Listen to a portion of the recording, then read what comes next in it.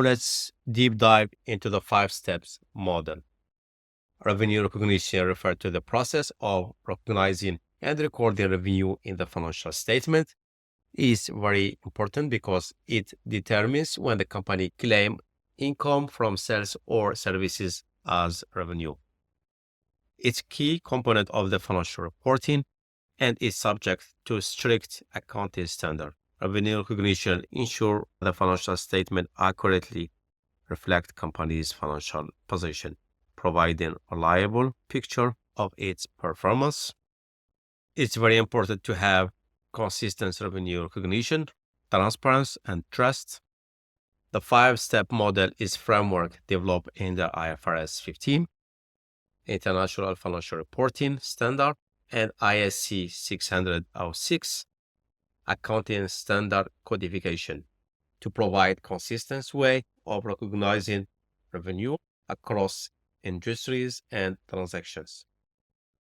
This model aims to eliminate variation in reporting and ensure that processes recognize and ensure that businesses recognize revenue in the way that mirrors the transfer of goods or services.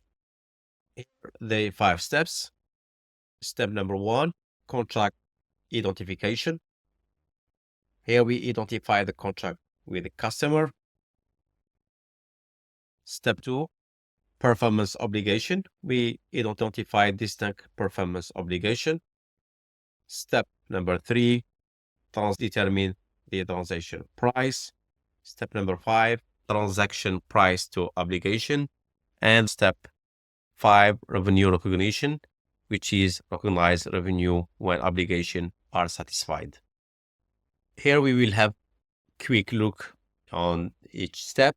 Then it will be a lesson for each step with details, with example.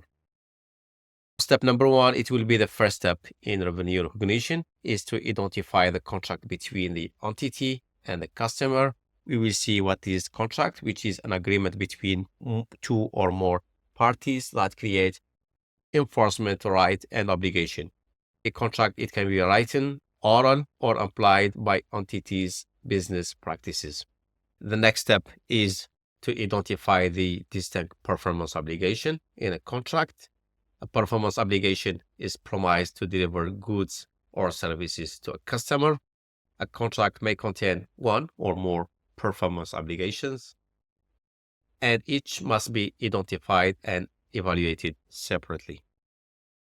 Sometimes a contract involves a series of goods or services that are substantially the same and delivered over time, such as monthly cleaning services.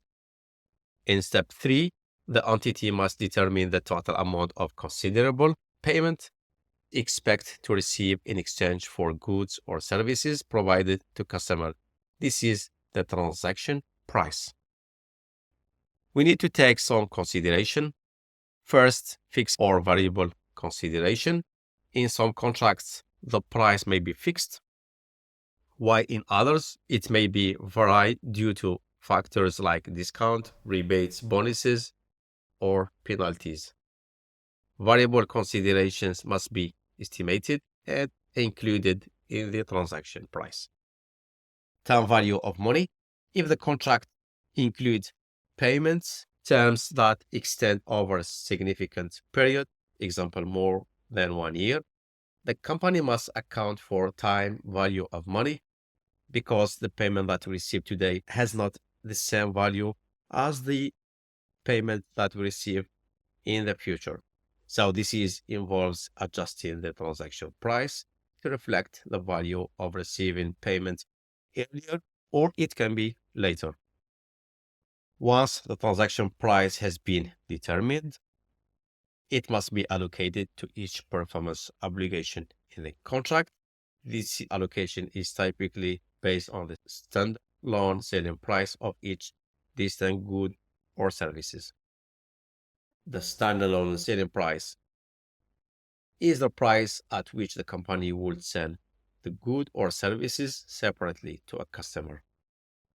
If this price is not directly observable, the company may need to estimate it using cost plus margin approach or other reasonable methods. Allocating discounts.